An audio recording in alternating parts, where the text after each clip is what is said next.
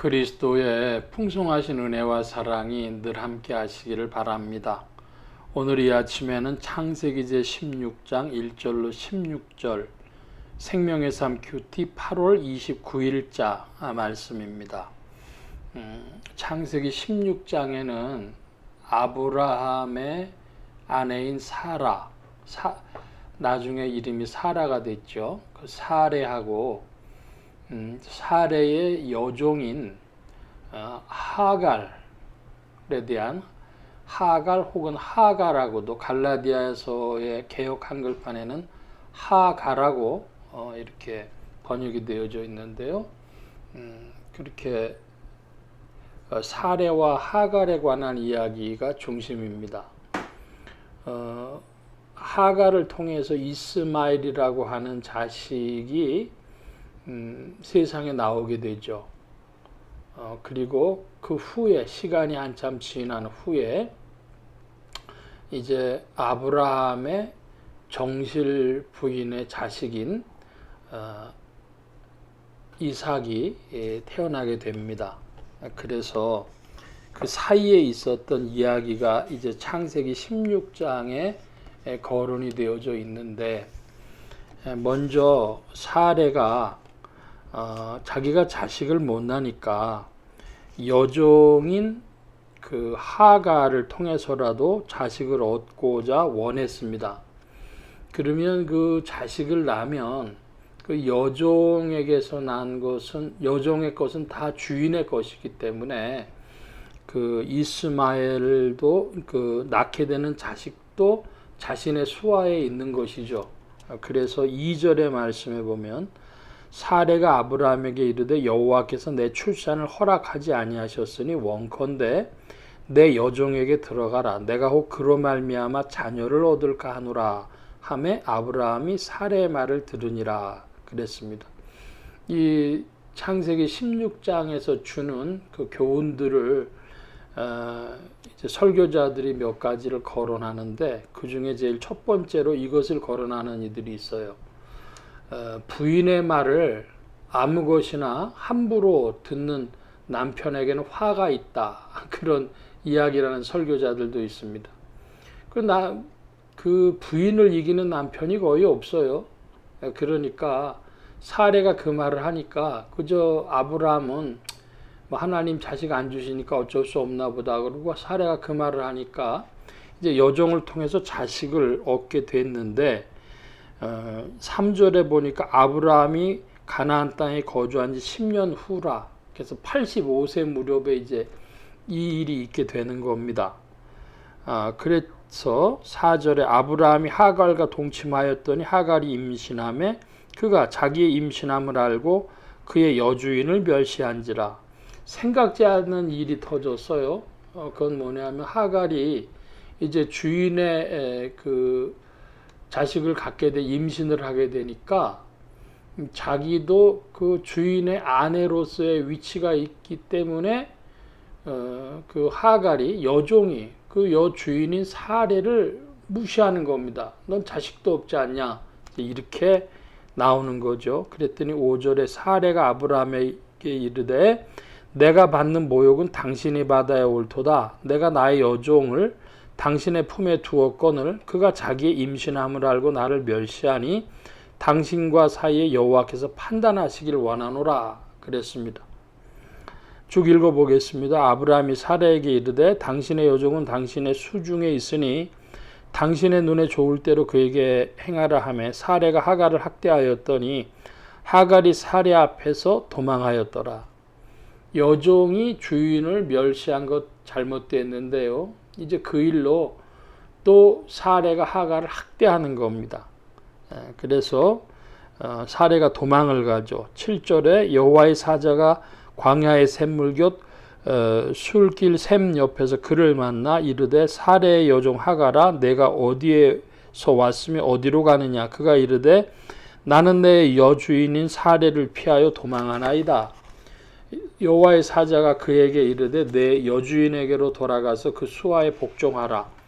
여호와의 사자가 또 그에게 이르되 내가 내 씨를 크게 번성하여 그 수가 많아 셀 수 없게 하리라. 여호와의 사자가 또 그에게 이르되 내가 임신하였은즉 아들을 낳으리니 그 이름을 이스마엘이라 하라. 이는 여호와께서 내 고통을 들으셨음이니라. 그가 사람 중에 들나귀 같이 되리니 그의 손이 모든 사람을 치겠고 모든 사람의 손이 그를 칠지며 그가 모든 사람의 형제와 대항해서 살리라 하니라.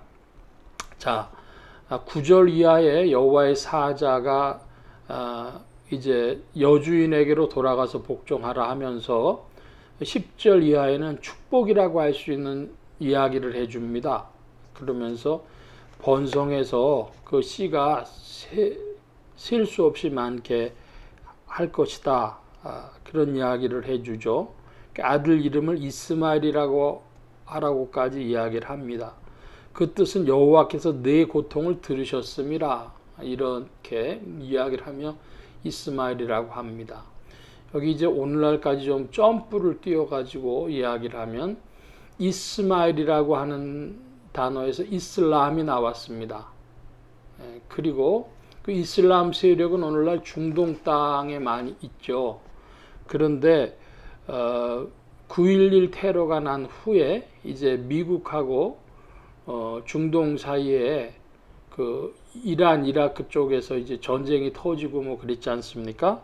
그래서 이 12절에 보니까 그가 사람 중에 들나귀 같이 되리니 그의 손이 모든 사람을 치겠고, 그 이스마엘 한 사람을 가지고 얘기를 하면 뭐 손이 두 개밖에 없는데 어떻게 모든 사람을 치겠습니까? 이 예언이 중동을 통해 이루어진 것으로 보는데요. 그 중동이 세계를 대항해서 싸울 것이라고 하는 것이죠. 그러니까 이슬람 세력은 오늘 어디랑 싸우냐 그러면 미국과 중국이 지금 사이가 안 좋지 않습니까? 근데 이슬람은 미국하고도 싸우고 또 중국 공산당하고도 싸웁니다.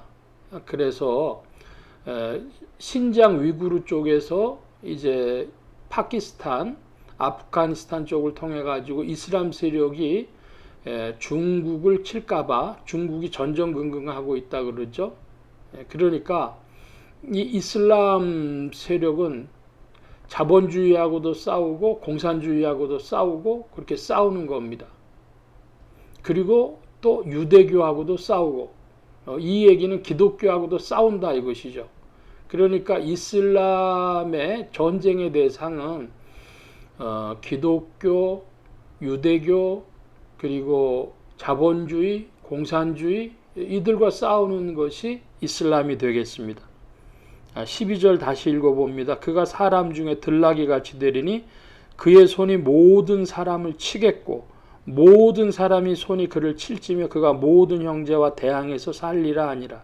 모든 사람이 그를 치는 이유는 즉 기독교와 혹은 불교까지 포함해 가지고 이슬람과 불교가 굉장히 사이가 안 좋죠. 그러니까 기독교, 불교 혹은 힌두교, 자본주의 국가들, 공산주의 국가들과 다 싸우는 겁니다. 이제 간다라 미술이라고 하는 벽에다가 벽화를 그려서 불상을 세웠던 것을 옛날에 탈레반들이 대포로 쏜 적이 있지 않습니까?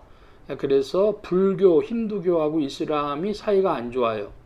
기독교, 유대교, 불교, 힌두교 이런 종교와 다르고 그래서 자본주의 국가, 공산주의 국가 모두와 싸우기 때문에 이 말씀이 이루어진 것으로 이렇게 성경학자들이 봅니다. 13절 이하입니다. 하갈이 자기에게 이르신 여호와의 이름을 나를 살피시는 하나님이라 하였으니 이는 내가 어떻게 여기서 나를 살피시는 하나님을 배웠는고 함이라. 이러므로 그 샘을 부엘라 헤로이라고 불렀으며 그것은 가데스와 베레 사이에 있더라. 하갈이 아브라함의 아들을 낳음에 아브라함이 하갈이 낳은 그 아들 이름하 이스마엘이라 하였더라. 하갈이 아브라함에게 이스마엘을 낳을 때에 아브라함이 86세였더라. 85세 때 인본주의해서 86세에 이스마엘 낳은 거 이걸 보고 이제 조금 영성적으로 해석하는 분들은 사람의 인본주의를 하면 괴로움이 있다 이런 교훈을 얻는 것으로 해석하는 분들이 있고 또 역사적으로 보면 이제 이슬람 세력의 문제로 보고, 종교적으로 보면은 기독교와 유대교와 이슬람이 모두 다 아브라함을 인정한다는 거예요. 근데 중요한 것은 유대 기독교는 이삭을 이제 정실 부인의 자식인 이삭을 중심으로 이해를 하고, 이슬람 세력은 이스마엘이 장남이라고 하면서 이스마엘 중심으로 그 시대를 해석한다는 것이죠. 그래서 종교학자들은 기독교와 유대교와 이슬람이 사실은 한 형제다, 이렇게까지 얘기하는 사람들도 있어요. 그러나 그 간격을 넘어서기가 오늘날 매우 어렵게 되어져 있죠. 저는 오늘 말씀을 총체적으로 이해한다면 두 가지를 강조하고 싶습니다. 하나는 하나님의 역사 섭리입니다.